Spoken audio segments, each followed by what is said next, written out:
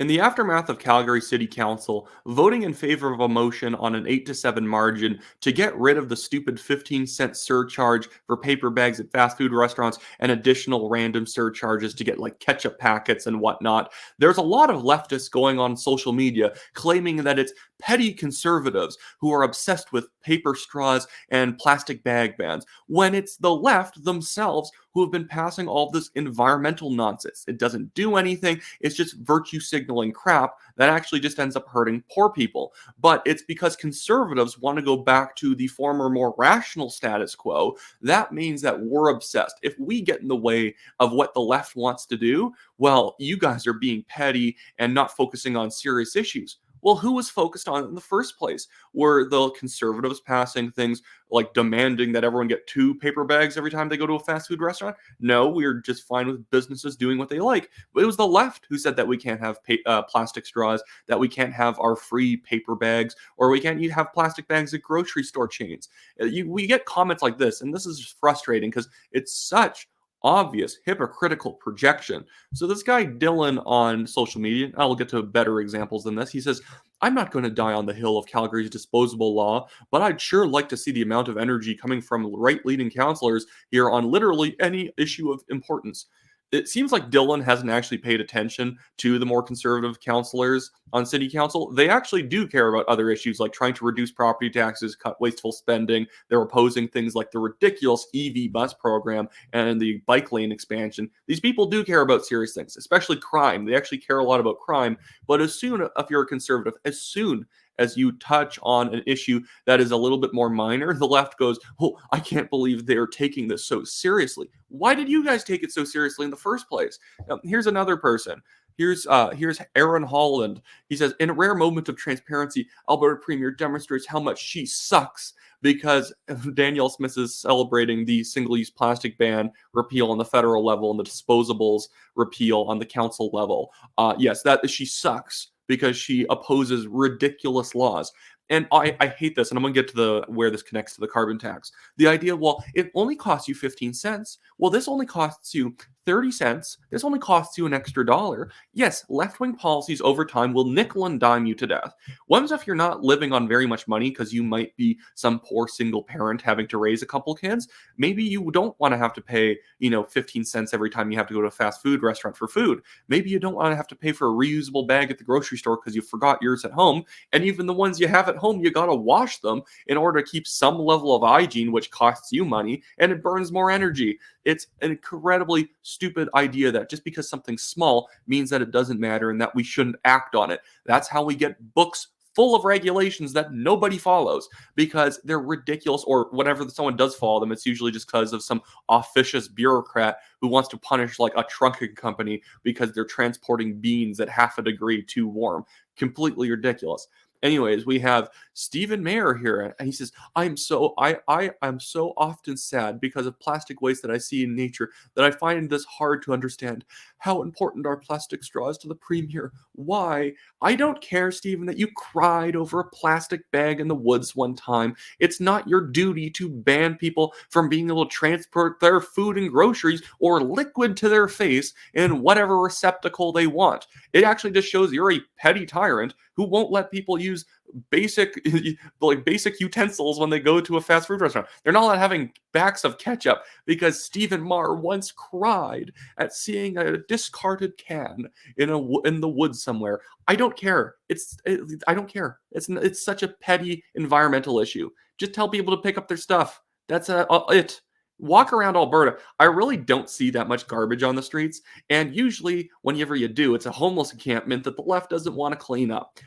Here's another one. Here's Kim Seaver, a far left Antifa type. I think he's from like Red Deer or something, or like, I don't know, Claire's home. He said, "We have a healthcare crisis. We have a housing crisis. We have a drug crisis, but at least we're getting free packets of ketchup." Well, then don't ban this crap in the first place. If you ban it, we might have to reverse the ban because we have to get rid of stupid legislation, no matter how small it is. And what pray tell, is Kim Seaver going to do about the drug crisis? He wants free drugs being given to addicts on the street. This guy's a complete clown. He's the guy who like painted his house rainbow colors because I guess he doesn't believe in respecting your neighbors and not having your house become an eyesore to the community. But I don't know. I guess that makes me some sort of like bigot or something like that because I actually like aesthetic standards. Anyways, but no, again, you guys are the ones who were obsessed with it to the point you banned it. And here's the part where it connects back to the carbon tax. Here is perpetual contrarian and technicality expert Mr. Max Fox is saying, Siri, what does projection look like? In response to a headline that says conservatives accuse liberals of being pathologically obsessed with carbon tax as House returns. Oh, because the conservatives are pathologically obsessed with the carbon tax because they want to get rid of it. They should just stop talking about it. You know, it only costs people, 10 cents a gallon at the pump or liter. Sorry, I'm talking like an American. But like, it only costs you this much. They're obsessed with it. You guys are the ones who keep increasing the carbon tax every single year and squeezing people, especially the poor. It's not us being obsessed with it because we want to get rid of a stupid law that most Canadians do not like. It's you guys not being able to let go of a law that most Canadians have proven to you that they would rather do without. This is a reason why everyone's approval rating goes up as a premier when they get rid of their local gas tax. Nobody likes the gas tax. Nobody likes excessive taxes on the products and services they need. Especially the carbon tax is so ridiculous because you are taxing an inelastic good, a good everyone needs. So it doesn't matter how much the tax goes up, you're still going to have to pay for it. If I put a 30% tax on food, I'm not going to get people to eat less food. They might have to buy more poor quality food, but it does not actually make the number of units of food sold go down. That's same thing with gas, same thing with home heating. Nobody's just going to turn off the home heating and just die in their bedrooms at -30 because it costs a lot. People are going to stop buying other goods they do not need. And that's what the problem with things like the carbon tax and other dumb surcharges is it actually affects businesses that have nothing to do with the tax. It's people who sell luxury goods, people who have kiosks at the mall, sell clothes, all this books, things that people don't exactly need or in any way. That's what a lot of these taxes affect. Gas stations are not going to go under because there's the carbon tax. You need gas, and really their business has always been the stuff inside the store.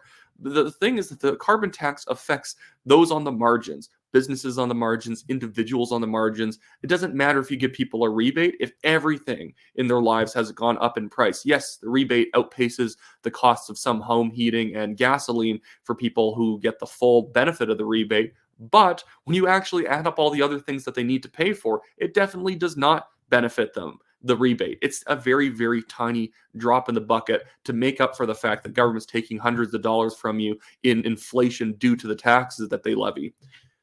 Anyways, completely annoying. I hate this crap, and that's why I'm running for office. Shameless plug. I, Wyatt Claypool, am running for the Calgary Signal Hill Conservative Party nomination. If you live in Calgary Signal Hill, it's this riding right here. These are what the riding boundaries will look like after boundaries are redistributed or territories redistributed because Alberta's getting a few more seats.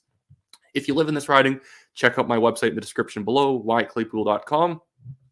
Go to my website, go to the Get a Membership links, buy a membership. Really helps me out. It's a tight race with a lot of red Tories trying to take over this extremely conservative riding. Annoying, but that's just what a lot of suburban politics are like in conservative areas. A lot of red Tories who know a lot of people who end up occupying conservative ridings that they do not agree with the vast majority of the constituents on the issues within.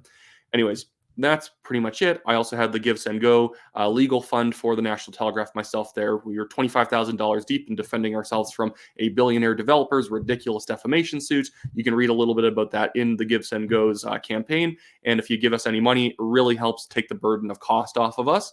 And other than that, I'll see you guys in the future with more videos.